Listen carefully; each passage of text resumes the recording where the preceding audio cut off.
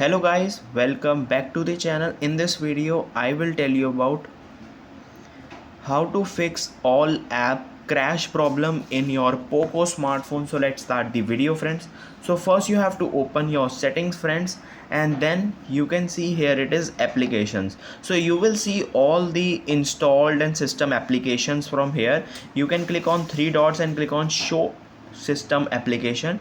So here are all installed application almost. So if your any app is crashing sometimes or any other issues you are facing in that application, you have to come to this app info page, click on storage and cache, simply click on clear cache and clear storage.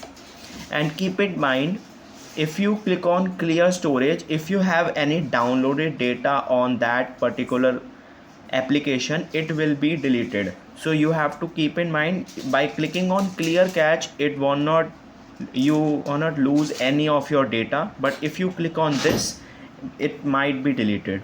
So keep it in mind. So there are lots of application you can do with all of these application, and it will fix your app crash problem. If not, you can update your smartphone application, you can do system update, restart your device, and then it will be fixed.